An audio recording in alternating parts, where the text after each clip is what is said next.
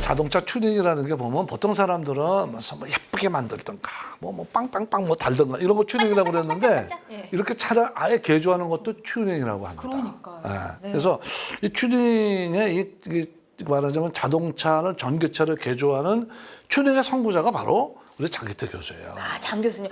딱 봐도 뭔가 좀 이렇게 좀 사람이 좀 배운 사람이 좀 있어도 보이고 그런가? 뭔가 예, 뭔가 좀 듬직해 보이잖아요. 눈에서 전기가 바짝바짝 보이나? 예. 어, 바쁘니까 면도도 안 해갖고 좀 털이 이렇게 송송송 난 게 뭔가 반질반질하면 왠지 게을러 보이잖아요. 예. 우리가 그래서 전기차와 관련해서 몇 가지를 좀 풀어봐야 되겠어요. 네. 궁금해 코너. 궁금증 우리가 하나씩 풀어보는 코너. 이름하여 궁금해 궁금해. 자, 우리는 이제 궁금증을 풀어보는 시간입니다. 자, 첫 번째. 자, 5위부터 좀 알아볼게요. 자, 5위입니다. 궁금증 5위. 그 다섯 번째. 전기차는 내연 기관차에 비해서 힘이 없나요? 그러니까 내연기관차라는 게 뭐냐면 보통 우리가 타는 저 디젤 휘발유 차예요. 이거하고 전기차하고 언덕으로 올라가. 근데 전기차는 힘이 없어서 질질질질 거리냐? 요거죠.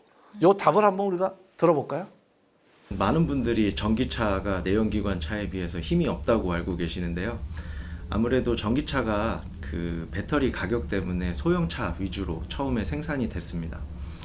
그래서 소형차다 보니까 힘이 없다고 생각을 하시는데 전기차를 구동하는 전기 모터는 내연기관에 비해서 더 짧은 시간에 더 높은 가속도를 발휘를 할 수가 있습니다. 그 차이는 전기 모터의 구동 방식이 전기 에너지를 가지고 어느 특정 힘을 발휘하는 데 있고요. 기존의 이제 내연기관 차량 같은 경우에는 연소에 소비되는 시간이 필요합니다. 그래서 저희가 엑셀러레이터를 밟더라도 연소에 들어가는 시간 때문에 좀 더 지연이 발생하고요. 그로 인해서 이제 전기차를 타보시면 더 짧은 시간에 더 힘있게 앞으로 나가시는 것을 확인을 할 수가 있으실 겁니다. 들어봤죠? 그리고 우리 걱정할 필요가 없네요. 예. 누르면 팍 바로 나가. 그냥 확 그냥 예. 뒤로 확. 사실 내연차 같은 경우에는 요즘 시간이 걸리거든요.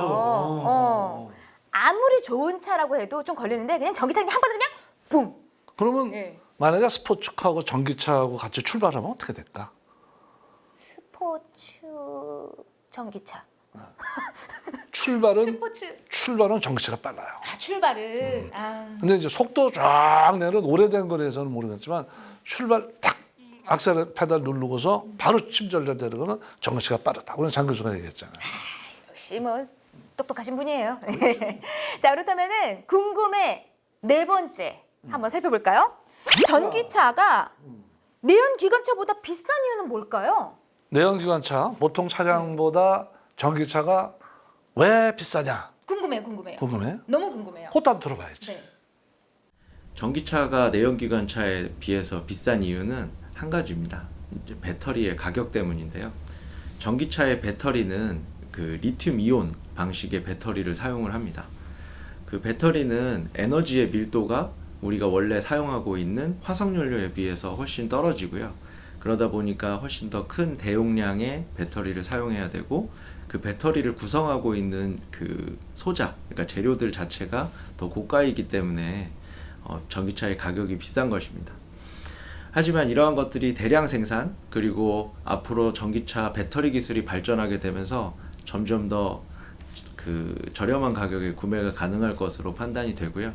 실질적으로 처음에 2015년대쯤에 나왔던 전기차에 비해서 지금 현재 출시되는 전기차들은 더 경제적으로 구매하실 수 있습니다. 아, 그러니까 이 가격은 배터리 가격 때문에 그렇죠. 차량 가격이 올라간 건데 우리 지금 교수님 말씀대로 이제 또 배터리 기술이 점점 더 좋아지고 있기 때문에 대량 생산되면서 가격은 현저히 단가가 떨어지겠네요. 이 전기차의 네네. 2분의 1이 반이 배터리예요. 근데 그 배터리가 대한민국이 이거 아니겠습니까? 값 비싸도 네. 걱정이 없어. 아유, 좋습니다. 아니 근데 궁금한 게 교수님, 저는 이제 전기차 다 좋단 말이에요. 연비도 좋고 다 좋은데 아, 이 수명, 배터리 수명이 있잖아요. 그건 한 어느 정도 되는 거예요? 궁금해서 물어봅시다. 궁금해. 배터리의 수명은 어떻게 될까요? 전기차의 배터리가 전기차 중에서 가장 비싼 부품입니다. 그래서 매우 중요하고요. 그 수명에 의해서 유지 보수 비용이 따라서 같이 상승하게 됩니다. 그래서 굉장히 관심들이 많으신데요. 전기차 배터리의 수명은 그 휴대전화의 배터리 수명과 비슷합니다. 더 많이 사용하면 사용할수록 이제 수명이 짧아지는 것은 맞고요.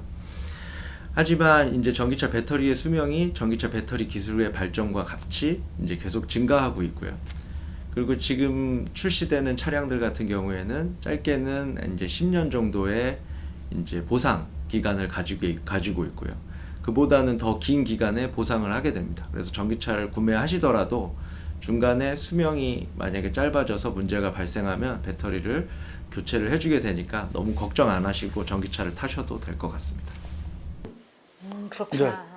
좀 이해가 돼요? 네. 아니 근데 정말 조금 그런 건 있어요. 뭐 가격이 가장 고가인 게 이제 배터리다. 뭐 수명도 말씀해 주셨지만은 그럼 우리나라가 이제 가장 든든한 회사가 갖고 있기 때문에 저희는 사실 큰 걱정이 없네요. 뭐 그러니까 이제 네. 그 돈 남으면 또 재투자할 수도 있고. 네. 근데 이게 사실 이렇게 돼. 약간 휴대전화의 그 배터리하고 생각 비슷하다고 그랬잖아요. 맨 처음에 우리 휴대전화 나왔을 때 모토로라 묵직했죠? 이래가지고 이렇게 껴안고 통화했잖아요. 나 그런 오빠들 참 멋있었는데. 그 당시 멋있었죠. 네. 근데 지금은 이제 한 손에 이렇게 딱 들어온단 말이에요. 이게 바로 뭐냐? 배터리체. 그러면 자동차도 머지 않아서 전기차도 그렇지. 이제 자동차의 반이 배터리인데 나중에 되면은 이게 점점 줄어들어가지고 자동차의 4분의 1밖에 안 될 수 있고 그러면서도 배터리 가격이 떨어질 수가 있죠. 근데 이게 다 기술 개발이에요. 이게 만약에 찍다 그래가지고 우리가 돈만 버는 거 아니야. 왜냐면 이렇게 되면 편해지고 가격이 다우니까 전기차가 무지하게 많아지거든.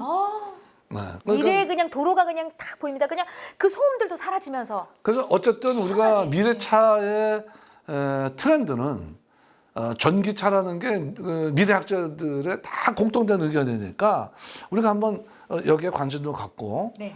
배터리를 걸어볼 만하다 이런 생각이에요. 근데 교수님, 우리가 그건 상식적으로 알고 있잖아요. 그 물 묻은 손으로 뭔가 이렇게 전기되면 치 감전. 그렇다면은 지금 이야기하신 대로 미래 도로는 전기차로 가득 찰 텐데 비 오는 날 그러면 어떻게 전기차 충전 못 해요? 충전도 안 되고 감전되고. 자, 궁금해. 두 번째 사항. 그러면 비 오는 날 전기차 충전됩니까? 감전됩니까? 궁금해. 아마 이제 외부에서 전기 플러그를 충전기에다 연결을 하시면 우리가 기존의 가정에서 이제 물이 묻었을 때 전기 플러그를 사용하지 말라고 보통 다들 배우셨잖아요. 그러다 보니까 그 좀 두려움이 있는 것은 사실이거든요. 그런데 전기차를 한 번이라도 충전하신 분은 그 충전기의 위치가 이 차양막에 의해서 어느 정도 보호가 되어 있고요. 그리고 전기차 충전을 할 때 그 충전기가 연결되는 부분은 다 절연이 되어 있는 상태입니다. 그러니까 너무 그렇게 겁내시지 않고 사용하셔도 전기 충전을 하실 때 뭐 감전이라던가 그런 것에 대한 위험은 없으니까 걱정 마시고 사용하셔도 될 것 같습니다. 담배 씨 뭐 큰 걱정 안 해도 될 것 같아요. 이래서요. 사서 고생을 한다고 안 해도 될 걱정을 좀 하고 있었던 거네요. 그렇지. 근데 네. 저 조금 영향이 한데 대개 이제 실내 충전소를 쓰고 여러 가지 안전 보호 장치를 지금 하고 있어요. 그래서 우리가 일부러 뭐 맨손으로 가가지고서 뭐 물 축쳐가지고 하지 않잖아. 네네. 주의하면은 사실 우리가 문명의 이기 중에도 부주의하면은 다치는 게 많잖아요. 아마 이것도 그런 거로 생각을 하면 될 것 같아. 근데 교수님, 교수님 시대 모르겠네요. 우리 옛날에 보면은 멋진 오빠들 빠라바라바라밤 자동차 멋지게 딱 튜닝을 하는데 그게 다 불법이란 말이죠. 자동차 개조 다 불법이란 말이에요. 그렇다면 근데 전기차 개조가 가능한데 이것도 불법이지 않을까요? 글쎄 그것도 우리가 좀 생각해야 될 건데 말하자면 일반 자동차인데 내연기관 네네. 휘발유 디젤을 가는 차를 엔진을 뜯어내 그리고 배터리를 집어넣어가지고 모터를 집어넣어 전기차로 만들어.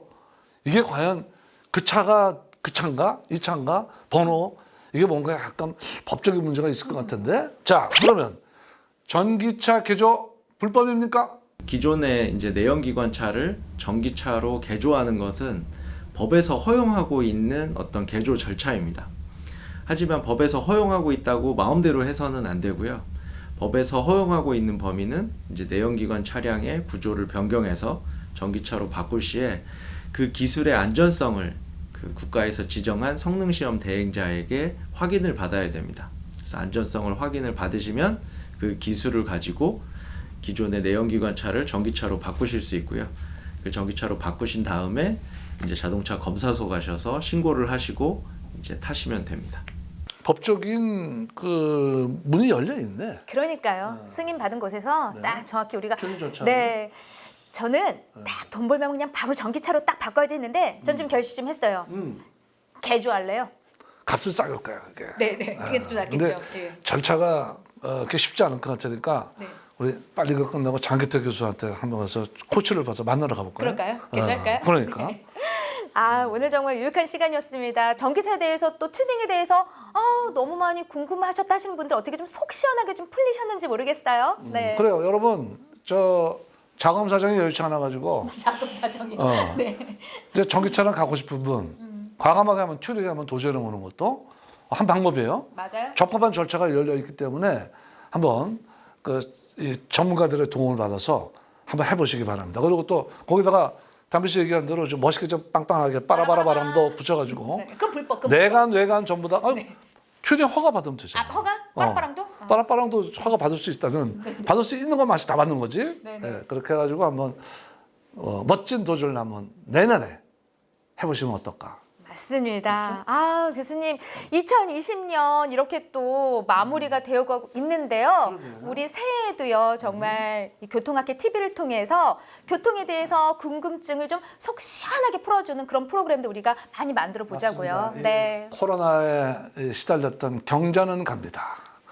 그리고 네. 신축년이 다가옵니다. 한 살 또 먹네요. 네. 자, 2021년 올해 아주 희망찬 해를 기억하면서 자, 오늘 교조라는 교환못 여기서 마치겠습니다. 네. 여러분 다음에 뵙겠습니다.